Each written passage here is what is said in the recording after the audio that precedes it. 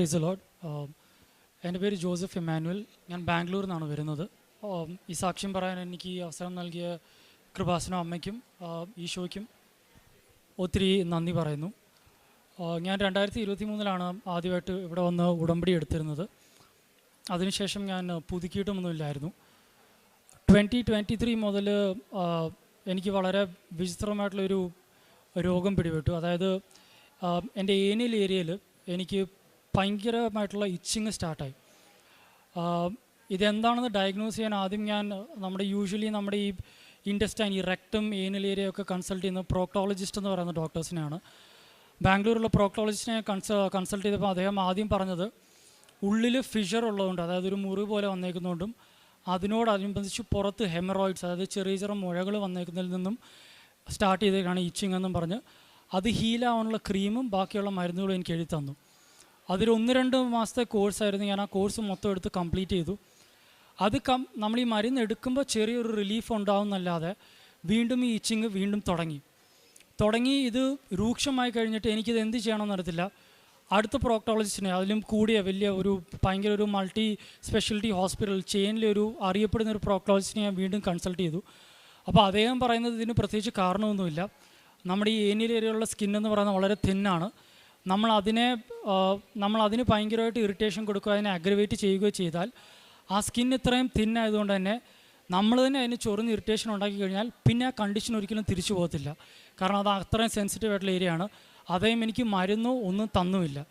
പ്രോക്ടോളജിസ്റ്റിനെ consult ചെയ്ത് ഞാൻ മടുത്തു കഴിഞ്ഞപ്പോൾ ഞാൻ പിന്നെ ഡെർമറ്റോളജിസ്റ്റിനെ കൺസൾട്ട് ചെയ്തു. ഡെർമറ്റോളജിസ്റ്റിനെ കൺസൾട്ട് ചെയ്തപ്പോൾ പുള്ളി പറഞ്ഞത് ഇതൊരു അലർജിയിൽ നിന്നുണ്ടാകുന്നതായിരിക്കാം എന്നും പറഞ്ഞ് സ്റ്റെറോയിഡിൻ്റെ ഇഞ്ചക്ഷൻ എടുക്കാൻ പറഞ്ഞു. ഒരു 10,000 രൂപ മുടക്കി ഞാൻ സ്റ്റെറോയിഡിൻ്റെ ഇഞ്ചക്ഷൻ എടുത്തു. 2 ദിവസത്തേക്ക് മാത്രം എനിക്ക് റിലീഫ് ഉണ്ടായി. ഇത് വീണ്ടും തുടങ്ങി. അതിങ്ങനെ കണ്ടിന്യൂ ചെയ്തുകൊണ്ടിരിക്കുകയാണ്. ഇപ്പം എൻ്റെ കയ്യിൽ വേറെ ഓപ്ഷൻസ് ഇല്ലാതായി. പ്രോക്ടോളജിസ്റ്റിനെ കൺസൾട്ട് ചെയ്തു, ഡെർമറ്റോളജിസ്റ്റിനെ കൺസൾട്ട് ചെയ്തു. എനിക്കിതിൽ നിന്ന് ആകെ മനസ്സിലായ ഒരു കാര്യം, ഇതിൻ്റെ ഒരു കോസ് എന്താണെന്ന് ആർക്കും പറയാൻ പറ്റുന്നില്ല.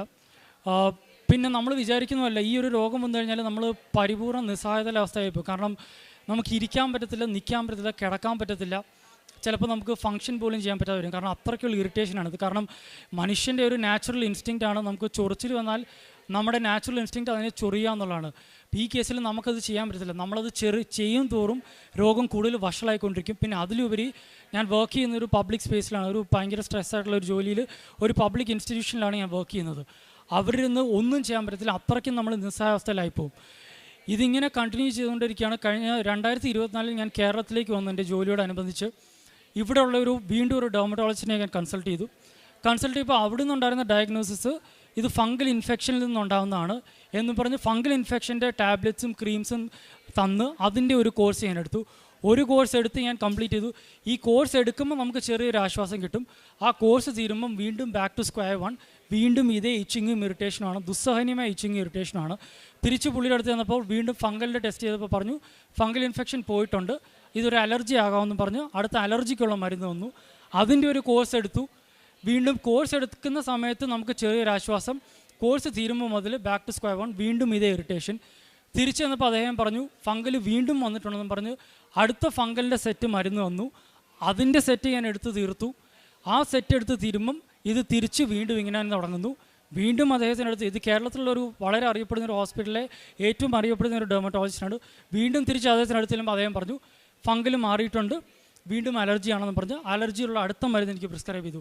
ഇപ്പം ഞാൻ ഈ സീരീസ് ഇവിടെ പറയാൻ കാരണം ഇതിവിടെ വരുന്ന വലിയ വലിയ രോഗങ്ങൾ വെച്ച് നോക്കുമ്പോൾ പലർക്കും കേൾക്കുമ്പോൾ ഇതൊരു ചെറിയ രോഗമായിട്ട് തോന്നാം. അതുകൊണ്ടാണ് ഞാൻ ഈ ഫുൾ സീരീസ് പറയുന്നത്. അവസാനം വീണ്ടും എനിക്ക് അലർജിയാണെന്ന് പറഞ്ഞ് മരുന്ന് എഴുതി തന്നപ്പം ഞാൻ ആ മരുന്ന് എടുക്കാതെ, കാരണം ഞാൻ മടുത്തു. ഞാൻ ഈ മരുന്ന് എടുത്തെടുത്ത് മടുത്തു. എനിക്ക് ഓരോ ദിവസവും ഞാൻ പറയില്ല, ഞാനൊരു പബ്ലിക് സ്പേസിൽ വർക്ക് ചെയ്യുന്ന ആളാണ്. ഞാൻ പറയില്ല, നമ്മൾക്കൊരു ചൊറിച്ചിൽ വന്നാൽ നമ്മുടെ ബേസിക് ഇൻസ്റ്റിങ്ക്റ്റ്, മനുഷ്യൻ്റെ ഇൻസ്റ്റിങ്ക്റ്റ് എന്ന് പറയുന്നത് ചൊറിയുക എന്നുള്ളത്. എനിക്ക് ചൊറിയാൻ പറ്റത്തില്ല. കാരണം ചൊറിഞ്ഞു കഴിഞ്ഞാൽ ഇത് രോഗം വീണ്ടും വഷളാവുകയാണ്. മരുന്നെടുത്തെടുത്ത് ഞാൻ മടുത്തു. പോകാവുന്ന ഡോക്ടേഴ്സിൻ്റെ എല്ലാം മടുത്തുപോയി. ആർക്കും ഇതിന് ഡെഫിനറ്റ് ആയിട്ടുള്ള ഒരു കൺസൾട്ടേഷനോ ഒരു പ്രോഗ്നോസിസോ ഇല്ല, ഒരു മരുന്നുമില്ല. അപ്പോഴാണ് ഞാൻ ഓർത്തത്, ഞാൻ 2023 ഉടമ്പടി എടുത്തിട്ട് ഞാൻ പിന്നെ അത് പുതുക്കിയിട്ടില്ല. ഞാനപ്പം വീണ്ടും മാർച്ച് മാസത്തിൽ ഇവിടെ വന്ന് ഉടമ്പടി ഞാൻ പുതുക്കിയിട്ട് ആദ്യത്തെ പ്രാവശ്യം എടുത്ത് എനിക്ക് ഉടമ്പടി എന്താണെന്നൊന്നും അറിയാൻ മേലാത്തതുകൊണ്ട് പത്രങ്ങൾ ചുമ്മാ അവിടെ ഇവിടെയും കൊണ്ട് കൊടുക്കുകയും ഉടമ്പടിത്തേലെ ഞാൻ തുറന്ന് പൊട്ടിച്ച് ഉപയോഗിച്ചിട്ട് പോലുമില്ല.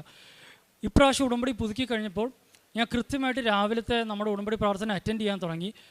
രാവിലെയും വൈകിട്ടും ഉടമ്പടി തൈലം തേച്ച് പ്രാർത്ഥിക്കാനും തുടങ്ങി. പ്രേക്ഷിത പ്രവർത്തനങ്ങളും എല്ലാം കൃത്യമായിട്ട് ഞാൻ ഏറ്റെടുത്ത് ചെയ്യാൻ തുടങ്ങി. അതായത് ഞാൻ ബാംഗ്ലൂർ ആയതുകൊണ്ട് തന്നെ പത്രം കൊണ്ടുപോയി ചുമ്മാ ആർക്കും കൊടുക്കുമല്ല. അവിടുത്തെ പള്ളികൾ ഷ്രൈൻസിൽ പോകുമ്പോഴും ജനറൽ ഹോസ്പിറ്റൽസിൽ പോകുമ്പോഴും അവിടെ മലയാളികളില്ല, കന്നഡികളെ കണ്ടുപിടിച്ച് കന്നഡയിൽ പറഞ്ഞു കൊടുത്തും നോൺ ക്രിസ്ത്യൻസിനെയും കണ്ടും ഞാൻ പത്രം പ്രേക്ഷിത പ്രവർത്തനം ചെയ്ത് അവർക്ക് പത്രം കൊടുക്കാൻ തുടങ്ങി. ഒറ്റ പത്രം പോലും ചുമ്മാ കൊണ്ടുപോയി കൊടുത്തിട്ട് കാരണം ഞാൻ പലയിടത്തും കാണുന്നുണ്ടായിരുന്നു. കേരളത്തിൽ ഞാൻ വന്ന സമയത്തെല്ലാം ഞാൻ കാണുന്നുണ്ട് പത്രങ്ങൾ വെറുതെ കൊണ്ടുപോയി ഇങ്ങനെ ബസ് സ്റ്റാൻഡിലൊക്കെ ആൾക്കാർക്ക് കൊടുത്തിട്ട് പോകുന്നു. എൻ്റെ ഒരു ഇതായിട്ട് ഞാൻ മാധവനോട് പറഞ്ഞു, ഞാൻ പ്രത്യേകിച്ച് കൃപാസനം എന്താണെന്നൊന്നും അറിയാത്ത ആൾക്കാർക്കാണ് നമ്മളിത് കൊടുക്കുന്നത്. അപ്പം ഞാൻ ഈ പത്രം കൊടുക്കാൻ ചെല്ലുന്നിടത്ത് ഞാൻ കാണുന്നുണ്ട് നോൺ മലയാളീസിന് ഇംഗ്ലീഷിലും കന്നഡയിലുള്ള പത്രങ്ങൾ ആൾക്കാർ വെറുതെ കൊണ്ട് കൊടുത്തേച്ച് പോവുകയാണ്. അവരത് മേടിച്ചേച്ച് പലരും ചിലപ്പോൾ ഇട്ടേച്ച് പോവും, ഇല്ല എന്താണെന്ന് പോലും അറിയാതെ ഇത് കൊണ്ടുപോകും. ഞാനപ്പോൾ അതിന് പകരം എന്നെക്കൊണ്ടാവുന്ന രീതിയിൽ ഞാൻ ചെയ്തതെന്ന് വെച്ചാൽ ഇത് എവിടെ നിന്നുള്ള പത്രമാണെന്നും ഈ ഷ്രൈനിൻ്റെ പ്രത്യേകത എന്താണെന്നും പറഞ്ഞു കൊടുത്തു. പിന്നെ അതിൻ്റെ പുറകിൽ നമുക്ക് ലൈറ്റ് കാൻഡിൽ പ്രയറിൻ്റെ QR കോഡുണ്ട്. ആ QR കോഡ് എന്തിനു വേണ്ടിയാണെന്ന് കൃത്യമായിട്ട് ഞാൻ ആൾക്കാർക്ക് പറഞ്ഞു കൊടുത്തു. അതിനോടൊപ്പം തന്നെ എനിക്കിപ്പോൾ അവിടെ കാരുണ്യപ്രവർത്തനം ചെയ്യാൻ അവിടെ ഒന്നും അതിനുള്ള സൗകര്യങ്ങളൊന്നും ഇല്ല. ഞാൻ സിറ്റിയിൽ താമസിക്കുന്നതുകൊണ്ട് എനിക്കിപ്പോൾ അങ്ങനെ ഓഫ് കോഴ്സ് ഈ പാവപ്പെട്ട പിച്ചക്കാർക്ക് ആംസ് കൊടുക്കുവാനും അവർക്ക് ഭക്ഷണം കൊടുക്കുവാനും എന്നെക്കൊണ്ടാവുന്ന രീതിയിൽ ഞാൻ ചെയ്യും. ബാംഗ്ലൂരെ ട്രാഫിക്കിൽ ഞാനിങ്ങനെ സ്കൂട്ടർ ഓടിച്ച് പോകുമ്പോൾ പറ്റാവുന്ന രീതിയിൽ നിർത്തിയിട്ട് അതിൻ്റെ ഇടയിലാണെങ്കിലും എൻ്റെ കയ്യിലുള്ളത് ഞാൻ അവർക്ക് കൊടുക്കുമായിരുന്നു. പക്ഷേ അതുകൊണ്ട് ചെയ്യുന്നതുകൊണ്ട് എനിക്ക് അതിനും എന്തെങ്കിലും ശരിക്കുള്ളൊരു കാര്യം ചെയ്യണമെന്ന് ആഗ്രഹമുള്ളതുകൊണ്ട് ബാംഗ്ലൂർ എനിക്ക് സൗകര്യമില്ലാഞ്ഞിട്ട് ഞാൻ അവിടുന്ന് ട്രാവൽ ചെയ്ത് ഇവിടെ വന്ന് കേരളത്തിലൊരു മെൻ്റലി ചാലഞ്ച്ഡ് സ്പെഷ്യലി ഏബിൾഡ് ആയിട്ടുള്ള മക്കളെ നോക്കുന്ന ഒരു ഹൗസിൽ ലീവ് എടുത്ത് വന്ന് 3-4 ദിവസം ഞാൻ അവരെ ശുശ്രൂഷിച്ചിട്ടുണ്ട്. അവസരങ്ങൾ കിട്ടുമ്പോഴെല്ലാം ഞാൻ അവിടെ വന്ന് വേറെ ഒന്നിനും ഞാൻ പോകത്തില്ല. എൻ്റെ ബന്ധുക്കളുടെ വീട്ടിൽ പോലും ഞാൻ പോകത്തില്ല. ഞാൻ ബാഗ് അവിടെ വെക്കും, നേരെ ആ മക്കളെ ശുശ്രൂഷിക്കാൻ പോകും. ഇതെല്ലാം ദൈവമായിട്ട് എനിക്ക് ഒരുക്കി തന്ന അവസരങ്ങളാണ്. എനിക്കറിയാൻ മേലാത്ത സ്ഥലങ്ങൾ കണ്ടുപിടിച്ച് ദൈവം എൻ്റെ മുമ്പിൽ കൊണ്ട് തന്നാണ്. അവിടെ പോകുമ്പോൾ സത്യം പറഞ്ഞാൽ കരച്ചിൽ വരും. കാരണം നമ്മളൊക്കെ എത്ര ഭാഗ്യം ചെയ്യണം, അവിടെ ചെല്ലുമ്പോഴാണ് നമ്മൾ മനസ്സിലാക്കുന്നത് അവർ ജീവിക്കുകയാണെന്ന് പോലും അറിയാത്ത അവസ്ഥയിലാണ് ഈ മക്കൾ കിടക്കുന്നത്. ഞാനിങ്ങനെ ബാംഗ്ലൂർ ജീവിച്ച് വേറൊരു രീതിയിലാണ് ലൈഫ് മൊത്തമായിട്ടും പൊയ്ക്കൊണ്ടിരുന്നിരുന്നത്. ഇവിടെ വന്ന് ഈ മക്കളെയൊക്കെ കണ്ടു കഴിയുമ്പോൾ നമുക്ക് മനസ്സിലാവും നമ്മളൊക്കെ എത്ര ഭാഗ്യം ചെയ്തവരാണെന്ന്. ഇപ്പം അവർക്ക് അവരുടെ വാഷ്റൂമിൽ പോകാൻ പോലും അവർക്ക് പറ്റത്തില്ല. അപ്പം നമ്മളത് ക്ലീൻ ചെയ്ത് അവരെ കൊണ്ടുപോയി അതിന് കിടത്തി അവരെ സഹായിച്ചു. അങ്ങനെയെല്ലാം ചെയ്ത് ദൈവം ഇങ്ങനെ ഓരോന്നിലൂടെ എന്നെ കൊണ്ടുപോകുന്നുണ്ട്. പക്ഷേ അപ്പോഴും എൻ്റെ അലർജിക്കൊരു കുറവുമില്ല. ഇത് കൂടുതൽ രൂക്ഷമായിട്ട് വരികയാണ്. അപ്പോൾ ഞാൻ എന്നും സാക്ഷ്യങ്ങൾ കാണുമ്പോഴെല്ലാം ഞാൻ മാതാവിനോട് ചോദിക്കാറുണ്ട്, ഉടമ്പടി തൈലം ഒരിക്കൽ ഒന്ന് പുരട്ടിയാൽ പോലും വിശ്വാസം ഇല്ലാത്തവരും പുരട്ടിയിട്ട് സൗഖ്യം ലഭിച്ച പല സാക്ഷ്യങ്ങളും ഞാൻ കാണുന്നുണ്ട്. അപ്പോൾ എൻ്റെ ഹൃദയം ഹാർട്ട് ബ്രോക്കൺ, എൻ്റെ ഹൃദയം പലപ്പോഴും ഇടിഞ്ഞു പോകാറുണ്ട്. പക്ഷേ എങ്കിലും ഞാൻ ഉടമ്പടി പ്രാർത്ഥനയിൽ ഞാൻ പങ്കെടുക്കുമായിരുന്നു. പ്രേക്ഷിത പ്രവർത്തനം ഞാൻ അവസാനത്തെ പത്രം കൊടുത്തു തീരുന്നിടം വരെ ഞാൻ വിശ്വസ്തരോട് തന്നെ അത് ചെയ്തു. ഉടമ്പടി തൈലവും തേച്ച് പ്രാർത്ഥിച്ചു. അവസാനം എൻ്റെ ഉടമ്പടി തീർന്നു കഴിഞ്ഞപ്പോഴും എനിക്ക് സൗഖ്യം കിട്ടില്ലെന്ന് തോന്നിയപ്പോഴും ഞാൻ ഹൃദയം പൊട്ടി ഇവിടെ വന്ന് ഞാൻ റെവറൻഡ് ജോസഫ് അച്ഛനെ കണ്ടു പ്രാർത്ഥിച്ചു. ജോസഫ് അച്ഛൻ പ്രാർത്ഥിച്ചിട്ട് സാഹിത്യതൈലം എൻ്റെ വിരലിൽ പുരട്ടിയിട്ട് എവിടെയാണോ എഫക്റ്റഡ് ആയിട്ടുള്ള അവിടെ കൊണ്ടുപോയി പുരട്ടാൻ പറഞ്ഞു. അത് പുരട്ടി അന്ന് മുതൽ എനിക്ക് പിന്നെ ഇച്ചിങ് ഉണ്ടായിട്ടില്ല. അതിൽ ഇച്ചിങ് ഉണ്ടായിട്ടില്ല, പരിപൂർണ്ണ സൗഖ്യമായി എന്ന് ഇപ്പോഴാണ് എനിക്ക് വിശ്വാസം വന്നത്. കാരണം അതിലൊരു വേറൊരു ക്യാച്ചും കൂടെ ഉണ്ട്. തിരിച്ച് ചെന്നപ്പോൾ മുതൽ എനിക്കിങ്ങനെ ഈ എക്സ്ട്രീം ആയിട്ടുള്ള ഇച്ചിങ് എനിക്കില്ലാതായി. കാരണം പണ്ട് ഇച്ചിങ് എന്ന് പറഞ്ഞാൽ നമ്മളിങ്ങനെ പൊളയുവാണ്, നമുക്ക് ഞാൻ പറഞ്ഞാൽ ഇരിക്കാൻ പറ്റത്തില്ല, നിൽക്കാൻ പറ്റത്തില്ല, കിടക്കാൻ പറ്റത്തില്ല, എന്തും. പിന്നെ ചില സമയം ഞാൻ ചെയ്യുന്ന ജോലിയിൽ നമുക്ക് ഫങ്ഷൻ ചെയ്യാൻ പറ്റാതെ വരും. കാരണം ഞാൻ പറഞ്ഞ പോലെ നമുക്ക് ഇപ്പോൾ നമ്മളൊരു കൊതുക് കടിച്ചു ഇല്ല എന്തെങ്കിലും ഒരു ഇച്ചിങ് വന്നാൽ മനുഷ്യരെന്ന രീതിയിൽ നമ്മുടെ ഇൻസ്റ്റിങ്ക്റ്റ് അത് ചൊറിയാന്നുള്ളത്. എനിക്കിതിവിടെ ചൊറിയാൻ പറ്റത്തില്ല, അതിനുള്ള സാഹചര്യം എനിക്കില്ല. ചൊറിഞ്ഞു കഴിഞ്ഞാൽ ഇത് കൂടുതലും വഷളാവും. തിരിച്ച് അച്ഛൻ്റെ ബ്ലെസ്സിങ്ങും പ്രയറും കഴിഞ്ഞ് ഞാൻ പോയി കഴിഞ്ഞപ്പോൾ എൻ്റെ ആ എക്സ്ട്രീം ആയിട്ടുള്ള ഇച്ചിങ്ങിൻ്റെ ആ ഒരു ഇൻക്ലിനേഷൻ എനിക്ക് മാറിക്കിട്ടി. പക്ഷേ ഇടയ്ക്കിടയ്ക്ക് ഇങ്ങനെ ചെറിയ ട്രിഗേഴ്സ് ഉണ്ടാവാറുണ്ട്. അപ്പോൾ ഞാനത് വെച്ച് ഇങ്ങനെ പോകുമായിരുന്നു. ഞാനിങ്ങനെ കുഴപ്പമില്ല പൊക്കോട്ടെ എന്നുള്ള രീതിയിൽ ഞാൻ പോകുമായിരുന്നു. അപ്പം ഞാനിതൊരിക്കലും സാക്ഷ്യപ്പെടുത്തണമെന്ന് ഞാൻ വിചാരിച്ചല്ല, ഞാൻ സാക്ഷ്യപ്പെടുത്താൻ തിരിച്ചു വരുമെന്നും ഞാൻ വിചാരിച്ചിരുന്നില്ല. ഈ ഒരു സാക്ഷ്യവും രണ്ടാമത്തെ ഒരു പ്രശ്നം, ഞങ്ങൾ ബാംഗ്ലൂർ താമസിക്കുമ്പോൾ നാട്ടിൽ ഞങ്ങൾക്ക് ഒരു 10-15 വർഷം മുമ്പ് പണിത ഒരു വീടുണ്ട്. അതൊരു ടൂറിസ്റ്റ് ഏരിയയിലുള്ളൊരു വീടാണ്, ഞങ്ങളവിടെ താമസിച്ചിട്ടില്ല. ഞങ്ങളുടെ ഒരു നെയ്ബറിങ് പ്രോപ്പർട്ടി എന്ന് പറയുന്നത് ഭയങ്കര ഹൈറ്റിൽ പണിതേക്കുന്ന, ഞങ്ങൾക്ക് വേണ്ടി തന്നെ പണ്ട് ജോലി ചെയ്തിരുന്നുകൊണ്ടിരുന്ന കുറച്ച് ആൾക്കാരുടെയാണ്. അവരുടെ അവിടെ വരുന്ന പലരും പല രീതിയിലുള്ള പല തരം താഴ്ന്നവരും എല്ലാം വന്ന് താമസിക്കാറുണ്ട്. അവിടുന്ന് കോൺസ്റ്റൻ്റായിട്ട് വേസ്റ്റ് ഇങ്ങോട്ട് നിക്ഷേപിച്ചുകൊണ്ടിരിക്കുകയാണ്. പല രീതിയിൽ സംസാരിച്ച് നോക്കി അവരോട് പറഞ്ഞു അതിനുള്ള എന്തെങ്കിലും ഒരു ഇത് നിങ്ങൾ ചെയ്യണം, അവിടെ ബാൽക്കണിയിൽ നെറ്റ് അടിക്കണം, കാരണം അവിടെ ഒന്നും ഒരു തടസ്സവുമില്ലാത്തതുകൊണ്ട് വേസ്റ്റ് നിക്ഷേപിക്കുകയാണെന്ന് പറഞ്ഞു. പക്ഷെ നമുക്ക് ഡീൽ ചെയ്യാൻ പറ്റുന്ന ആൾക്കാരല്ല, വളരെ എന്താ പറയുക, തരം താഴ്ന്ന രീതിയിൽ അസഭ്യം സംസാരിക്കുക, നമ്മളെ തരം താഴ്ത്തി സംസാരിക്കുക. എൻ്റെ ഫാദർ ഒരു ബാങ്കിൽ നിന്ന് റിട്ടയർ ചെയ്ത ഒരു AGM ആണ്. അദ്ദേഹമാണ് ഇവരുമായിട്ട് ഡീൽ ചെയ്തുകൊണ്ടിരിക്കുന്നത്. നമുക്ക് സംസാരിക്കാൻ പറ്റുന്ന വന്നപ്പോൾ നമ്മൾ പഞ്ചായത്തിൽ കൊണ്ട് പരാതി കൊടുത്തു. ഒരു നടപടിയും ഉണ്ടായില്ല. അപ്പം ഇവരൊന്നും ചെയ്തില്ലെന്ന് കണ്ടപ്പോൾ ഞങ്ങൾ ഈ പ്രോപ്പർട്ടി മറച്ചടയ്ക്കാൻ വേണ്ടി തന്നെ ഒരു 1.5 ലക്ഷം രൂപ മുടക്കി നമ്മൾ സാധനം ഇറക്കി ഒരു ഷീറ്റ് പോലെ അടയ്ക്കാൻ വേണ്ടി. ഇവരത് പഞ്ചായത്തിൽ കൊണ്ട് പരാതി കൊടുക്കുകയും ഇവർക്ക് അവിടെ ഇവിടെയും പിടിപാടുള്ളതുകൊണ്ടും ഞങ്ങൾ അടയ്ക്കാൻ പോയ അതിനെതിരെ ഞങ്ങൾക്ക് സ്റ്റോപ്പ് മെമ്മോ വരികയും ഞങ്ങൾക്കൊന്നും ചെയ്യാൻ പറ്റാത്ത അവസ്ഥയിലേക്ക് കാര്യങ്ങൾ എത്തി നിൽക്കുകയും ചെയ്തു. അപ്പോൾ ഞങ്ങൾ പറഞ്ഞു, ഓക്കെ, അന്ന് അത് പറ്റുന്നില്ല, ഇതിന് ലീഗലായിട്ട് പ്രൊസീഡ് ചെയ്യാൻ ഓർത്ത് അതിനെതിരെ നിയമങ്ങൾ പ്രൂഫ് എവിഡൻസ് ചെയ്യാതെ വേണ്ടി ഞങ്ങൾ അവിടെ ക്യാമറ സ്ഥാപിച്ചപ്പോൾ ഇവർ വീണ്ടും പരാതി കൊടുത്തു, പ്രൈവസി ഇൻവേഷൻ ആണെന്ന് പറഞ്ഞു അതിനെതിരെയും തടസ്സങ്ങൾ സൃഷ്ടിച്ചു.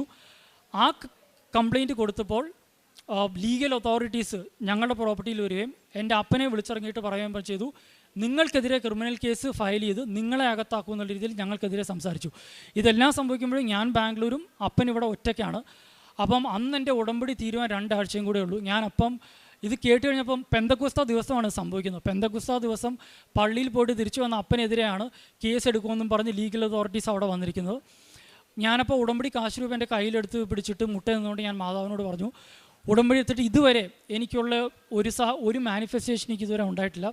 പക്ഷേ ഇപ്രാവശ്യം മാതാവ് ഞങ്ങളെ സഹായിക്കണം. അമ്മ സഞ്ചാരി മാതാവാണെന്ന് എനിക്ക് ഉറച്ച വിശ്വാസമുണ്ട്. ഇപ്പോൾ എൻ്റെ അപ്പൻ്റെ അടുക്കിലേക്ക് അമ്മ കടഞ്ഞു ചെന്നുകൊണ്ട് ഇതിനൊരു പരിഹാരം, ഫേവറബിൾ ആയിട്ടുള്ളൊരു ഔട്ട്കം ഞങ്ങൾക്ക് ചെയ്തു തരണമെന്ന് ഞാൻ അവിടെ കരഞ്ഞ് മുട്ടയിൽ നിന്നുകൊണ്ട് മാതാവിനോട് പറഞ്ഞു.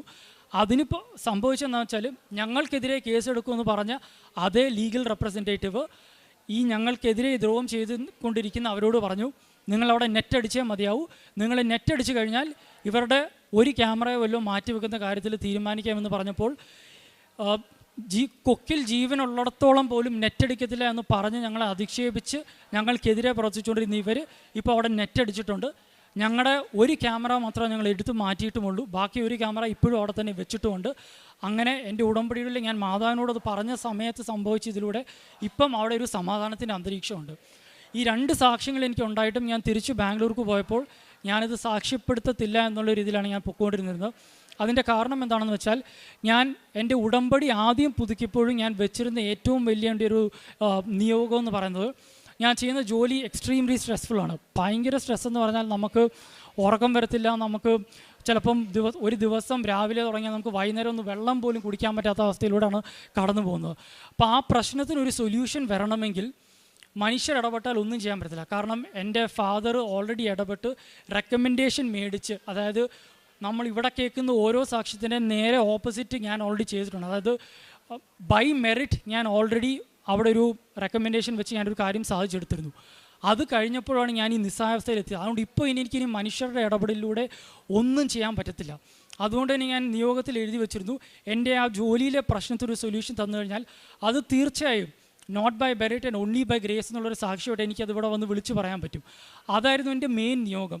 പക്ഷേ ആ നിയോഗം ഞാൻ ഡേറ്റ് ഇട്ട് പ്രാർത്ഥിച്ചിട്ടും എൻ്റെ ആദ്യത്തെ ഉടമ്പടി പുതുക്കിയിട്ട് എനിക്ക് സാധിച്ച് കിട്ടിയില്ലായിരുന്നു.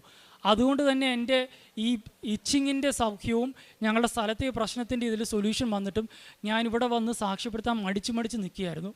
അതുകൊണ്ട് തന്നെ ഞാൻ ഇവിടുന്ന് എൻ്റെ ഇച്ചിങ്ങിൻ്റെ സൗഖ്യം കിട്ടി ഞാൻ തിരിച്ചു പോയിട്ടും എനിക്ക് ഇടയ്ക്കിടയ്ക്ക് ഇങ്ങനെ ട്രിഗേഴ്സ് ഉണ്ടാവാറുണ്ട്. അപ്പോൾ എനിക്ക് തന്നെ തോന്നാറുണ്ട് ദൈവം എന്നെ ഓർമ്മിപ്പിക്കുന്നതാണ്, അല്ലെ എൻ്റെ വിശ്വാസം വർദ്ധിപ്പിക്കാൻ വേണ്ടി മാതാവ് തന്നെ ഓർമ്മിപ്പിക്കുകയാണ് എനിക്ക് തോന്നിയിട്ടും ഞാൻ ഇവിടെ ഒന്ന് സാക്ഷ്യപ്പെടുത്താൻ മടിച്ച് നിൽക്കുകയായിരുന്നു. അപ്പോഴാണ് ഡെയിലി ബ്രെഡ് ടോക്കിൽ ജോസഫ് അച്ഛൻ്റെ ഒരു 21 മിനിറ്റുള്ള ആ ടോക്കിൽ അച്ഛൻ പറയുന്നുണ്ട്, നിങ്ങൾ അനുഗ്രഹങ്ങൾ കിട്ടിയിട്ട് അത് സാക്ഷ്യപ്പെടുത്താതിരുന്ന് കഴിഞ്ഞാൽ, അച്ഛൻ അതിന് ഉപയോഗിച്ച അനാലജി അല്ലെങ്കിൽ ഒരു എക്സാമ്പിൾ ഇതായിരുന്നു, നിങ്ങളിപ്പോൾ ഒരു ലോണിൽ അപ്ലൈ ചെയ്തിട്ട് നിങ്ങൾക്ക് ചിലപ്പോൾ ലോണിന് അപ്രൂവൽ കിട്ടാതെ വരും, കാരണം നിങ്ങളുടെ സിബിൽ സ്കോർ ലോ ആയിരിക്കും. അതുപോലെ തന്നെയാണ് നിങ്ങൾ ഉടമ്പടി എടുത്തിട്ട് സാക്ഷ്യം പറയാതിരുന്ന് കഴിഞ്ഞാൽ വീണ്ടും നിങ്ങൾ എന്തെങ്കിലും ഒരു ആവശ്യത്തിന് വരുമ്പോൾ അതിൽ ദൈവത്തിൻ്റെ കൃപ വരായിരിക്കും. ഞാൻ ആ ടോക്ക് കണ്ട് അന്ന് തന്നെ ഞാൻ തീരുമാനിച്ചു, എനിക്ക് കിട്ടിയ അനുഭവങ്ങൾ എത്ര ചെറുതാണെങ്കിലും വലുതാണെങ്കിലും അത് പരിപൂർണമായിട്ട് ഇവിടെ വന്ന് അമ്മ മാതാവിൻ്റെ പ്രത്യക്ഷീകരണത്തിൻ്റെ മഹത്വത്തിനായും യേശുക്രിസ്തുവിൻ്റെ നാമത്തിൻ്റെ മഹത്വത്തിനായും ഞാനത് ഇവിടെ വന്ന് വിളിച്ചു പറയുന്നുള്ളൂ. പ്രത്യേകിച്ച് ഇങ്ങനെ ഒരു സെൻസിറ്റീവ് ആയിട്ടുള്ളൊരു ഇഷ്യൂ ആയിരുന്നതുകൊണ്ട് തന്നെ ഒത്തിരി ആപ്രിഹെൻഷൻസ് ഉണ്ടായിരുന്നു. എൻ്റെ കുടുംബത്തിലുള്ളവർക്ക് ആപ്രിഹെൻഷൻസ് ഉണ്ടായിരുന്നു, എനിക്ക് തന്നെ മടിയുണ്ടായിരുന്നു. പക്ഷേ ആ ടോക്ക് കണ്ട് അന്ന് ഞാൻ തീരുമാനിച്ചു, എൻ്റെ ഒരു ചെറിയ സാക്ഷ്യമായാലും വലിയ സാക്ഷ്യമായാലും ഇവിടെ വന്ന് അമ്മ മാതാവിൻ്റെ പ്രത്യക്ഷീകരണത്തിനെ മഹത്വപ്പെടുത്തുന്നതിന് വേണ്ടിയും യേശുക്രിസ്തുവിൻ്റെ നാമം വിളിച്ചു പറയുന്നതിന് വേണ്ടിയും ഞാനത് ഇവിടെ വന്ന് സാക്ഷ്യം പറയുന്നു. കാരണം ഞാൻ എൻ്റെ ഉള്ളിൽ ഉറച്ചുണ്ടായിരുന്ന വിശ്വാസം ഞാൻ അങ്ങനെ സാക്ഷ്യപ്പെടുത്തി കഴിയുമ്പോൾ എനിക്ക് കിട്ടിയ സൗഖ്യം പൂർണ്ണമാകുമെന്നും ഞാൻ എൻ്റെ ഉടമ്പടിയിൽ എഴുതിയിട്ടിരുന്ന എൻ്റെ ജോലിയോടനുബന്ധിച്ചുള്ള മെയിൻ നിയോഗം ഇതിവിടെ കേട്ടുകൊണ്ടിരിക്കുന്ന അമ്മ മാതാവ് എനിക്ക് ചെയ്തു തരും എന്നുള്ള ഉറച്ച വിശ്വാസം എനിക്കിപ്പോൾ ഉള്ളിലുണ്ടായി. അതിൻ്റെ ഫലമായിട്ടാണ് ഞാനിതിവിടെ ആയിരിക്കുന്നതും എൻ്റെ ഈ സാക്ഷ്യം ലോകം മുമ്പിൽ വിളിച്ചു പറയുന്നതും. ഈ സാക്ഷ്യങ്ങൾ എനിക്ക് ഈ അത്ഭുതങ്ങളുടെ ജീവിതത്തിൽ പ്രവർത്തിച്ച സഞ്ചാരി മാതാവ് കൃപാസനം അമ്മയ്ക്കും എൻ്റെ രക്ഷകനായ യേശു ക്രിസ്തുവിനും എൻ്റെ ഹൃദയത്തിൻ്റെ ഉള്ളിൽ നിന്ന് നന്ദി പറയുന്നു. Praise the Lord. ജെറമിയ പ്രവാചകൻ്റെ പുസ്തകം 29-ാം അധ്യായം 13-ാം തിരുവചനം. നിങ്ങൾ എന്നെ അന്വേഷിക്കും, പൂർണ്ണ ഹൃദയത്തോടെ അന്വേഷിക്കുമ്പോൾ എന്നെ കണ്ടെത്തും. നിങ്ങളെന്നെ കണ്ടെത്താൻ എന്നെ ഇടയാക്കുമെന്ന് കർത്താവ് അരുളി ചെയ്യുന്നു. ഞാൻ നിങ്ങളുടെ ഐശ്വര്യം പുനഃസ്ഥാപിക്കും. ഈശോയുടെ വഴികൾ വളരെ വ്യത്യസ്തമാണ്. ഈശോ സ്നേഹിക്കുന്നവരെയാണ് അവിടുന്ന് സ്പെഷ്യലായി വിളിക്കുന്നതും താൻ ആകർഷിച്ച് ഇവിടെ കൊണ്ടുവരുന്നു. ഈശോ പറയുന്നുണ്ട്, എൻ്റെ പിതാവിനാൽ ആകർഷിക്കപ്പെടാത്തവർ ആരും തന്നെ തന്നിലേക്ക് വരികയില്ല എന്ന് ഈശോ നമ്മളോട് ഉറപ്പിച്ച് പറയുന്നുണ്ട്. ഇവിടെ ജോസഫ് ഇമ്മാനുവേലിൻ്റെ വലിയ ഒരു പ്രത്യക്ഷീകരണ സാക്ഷ്യമാണ് നമ്മോട് പങ്കുവെച്ചുകൊണ്ടിരുന്നത്. ജോസഫ് പങ്കുവെക്കുകയായിരുന്നു, ഞാൻ മടിച്ചു നിന്നിരുന്ന ഒരു സാക്ഷ്യമാണ്. തനിക്ക് തന്നെ അതൊരു ചെറിയൊരു സാക്ഷ്യമായിട്ട് തോന്നുകയായിരുന്നു. പക്ഷേ ഈ സാക്ഷ്യം കേൾക്കുമ്പോൾ നമുക്ക് മനസ്സിലാകും ഇത് ജീവിതത്തിലെ പ്രതിസന്ധികളിലൂടെ കടന്നുപോയിട്ടുള്ള ഒരു വലിയ സാക്ഷ്യമാണ്. ദൈവത്തിൻ്റെ മഹത്വം വെളിപ്പെടുത്താനുള്ള ഒരു വലിയ അവസരമാണെന്ന് നമുക്ക് ഈ സാക്ഷ്യം കേൾക്കുമ്പോൾ മനസ്സിലാകും. അച്ഛൻ അതുകൊണ്ടാണ്, ബഹുമാനപ്പെട്ട ജോസഫ് അച്ഛൻ നമ്മെ ഇടയ്ക്കിടെ അതുകൊണ്ടാണ് ഓർമ്മിപ്പിക്കുന്നത്, 10 കുഷ്ഠരോഗികളാണ് ഈശോയിൽ നിന്ന് സൗഖ്യം പ്രാപിച്ചത്. അതിനുശേഷം ഒരാൾ മാത്രം തിരിച്ചു വന്നിട്ടാണ് ഈശോയോട് നന്ദി പറഞ്ഞത്. ആ ചോദ്യം നാം ഓരോരുത്തരോടും ഓരോ സാക്ഷ്യ സ്ഥിരീകരണ സമയത്തും ഓരോരുത്തരോടും ചോദിക്കുന്നുണ്ട്. നിനക്ക് സാക്ഷ്യം പറയാൻ സമയമായല്ലോ, നിനക്ക് എന്നെ ഏറ്റുപറയേണ്ട സമയമായല്ലോ എന്ന് ഈശോ എപ്പോഴും ഓർമ്മിപ്പിക്കുമ്പോൾ അവർ നമ്മുടെ വലിയൊരു കടമയാണെന്ന് നമുക്ക് മനസ്സിലാക്കാവുന്നു. ജോസഫ് ഇമ്മാനുവേലിന് സംഭവിച്ചത് തന്നെയാണ്. ഒരു വലിയ സങ്കടത്തിലൂടെ, ഒരു ജീവിതത്തിൻ്റെ ഒരു നാണക്കേടിലൂടെ കടന്നു പോകുന്നു എന്ന് തോന്നുന്ന ഒരു സമയത്ത് ഈശോ സ്പർശിച്ച ഒരു അനുഭവമായിരുന്നു. ഈശോയെ സ്നേഹിക്കുന്നുവെന്ന് ജോസഫ് അച്ഛൻ നമ്മോട് ചലഞ്ച് ചെയ്ത് ചോദിക്കുന്നതാണ്, why should I hear you? എന്നെക്കൊണ്ട് നിനക്ക് എന്തുപകാരം എന്നുള്ള 2 ചോദ്യത്തിന് വലിയ ഉത്തരമാണ് ഇപ്പോൾ ഇവിടെ ജോസഫ് കൊടുത്തിരിക്കുന്നത്. തൻ്റെ പ്രേക്ഷിത പ്രവർത്തനത്തിനും കാരുണ്യ പ്രവൃത്തികൾക്കും ഒരു സാറ്റിസ്ഫാക്ഷൻ ഈശോയ്ക്ക് തോന്നണം എന്നുള്ള തരത്തിലുള്ള, കർണാടകയിൽ ചെയ്തത് പോരാ, അവിടെ എനിക്കൊരു ഈശോയെ സ്നേഹിച്ചു എന്നത് പോരാ എന്ന് തോന്നിയപ്പോൾ കേരളത്തിലേക്ക് വന്ന് അതുപോലെയുള്ള ചാലഞ്ചിങ് ആയിട്ടുള്ള കുട്ടികളെ കണ്ടുപിടിച്ച് ആളുകളെ കുളിപ്പിക്കാനും അവരുടെ ആ വലിയ ഒരു സങ്കടത്തിൻ്റെ അവസ്ഥയിൽ സഹായിക്കാനൊക്കെ എടുത്ത ആ റിസ്ക് ഈ മകൻ എടുക്കുകയായിരുന്നു. തൻ്റെ പ്രശ്നങ്ങൾക്കെല്ലാം ഈ അമ്മ സൊല്യൂഷൻ കാണാനായി ഈശോയുടെ മധ്യസ്ഥം വഹിക്കണമെന്നുള്ള ഒരു വലിയ തീരുമാനത്തോടെയാണ് തൻ്റെ കാരുണ്യപ്രവൃത്തികൾ അദ്ദേഹം ചെയ്തതെന്ന് നമുക്ക് മനസ്സിലാക്കാം. ജോസഫിൻ്റെ പ്രൈവറ്റ് പാർട്സിലുണ്ടായ ആ ഒരു വലിയ അലർജി, ഗ്രോത്ത്, ഇതെല്ലാം എത്രമാത്രം ട്രീറ്റ്മെൻറ്റ് ചെയ്ത് വൈദ്യശാസ്ത്രം കൈവിട്ടു. അതുപോലെ തന്നെ തൻ്റെ ജോലിയെയും മനസ്സിനെയും ബുദ്ധിയെയും ഒക്കെ അഫക്റ്റ് ചെയ്യാൻ മാത്രം അത് ഒരു പ്രത്യേക തരത്തിലുള്ള സിക്നെസ് ആയിരുന്നു. ആർക്കും കണ്ടുപിടിക്കാനും സാധിക്കാത്ത ഒരു തരം രോഗത്തിന് ഒരുപാട് ചികിത്സ ചെയ്ത് പരിശുദ്ധ അമ്മയിലേക്ക് വന്നപ്പോഴാണ് ഈശോ പരിപൂർണ്ണ സൗഖ്യം കൊടുത്തിരിക്കുന്നത്. അദ്ദേഹം അത് സ്ഥാപിക്കുകയാണ്, എനിക്ക് എപ്പോഴെങ്കിലും അങ്ങനെ ഒരു സെൻസിറ്റീവ് ആവുന്ന സമയത്ത് ഞാൻ ഓർത്തെടുക്കുകയാണ്, എനിക്ക് ഈശോയെ സ്നേഹിക്കേണ്ട സമയമാണ്, ഞാൻ ഒരിക്കലും ഈശോയെ മറന്നു പോകരുതെന്ന് അദ്ദേഹം ഇവിടെ നമ്മ ഓരോരുത്തരോടും ഊന്നി പറയുകയാണ്. അതുപോലെ തന്നെ അദ്ദേഹത്തിൻ്റെ അയൽപ്പക്കത്തുണ്ടായ ഒരു വേസ്റ്റ് ഡബിങ്ങിൻ്റെ ഒരു ഇഷ്യൂ അദ്ദേഹം നമ്മോട് ഷെയർ ചെയ്യുകയുണ്ടായി. അതിലെല്ലാം പഞ്ചായത്തും അതുപോലെ തന്നെ ലീഗൽ പ്രൊസീജിയേഴ്സ് എല്ലാം കൈവിട്ടപ്പോൾ പരിശുദ്ധ അമ്മയ്ക്ക് മാത്രമേ പെന്തക്കുസ്തായിലൂടെ പരിശുദ്ധാത്മാവ് നിറഞ്ഞ ഒരു അനുഭവം അദ്ദേഹത്തിനുണ്ടായി.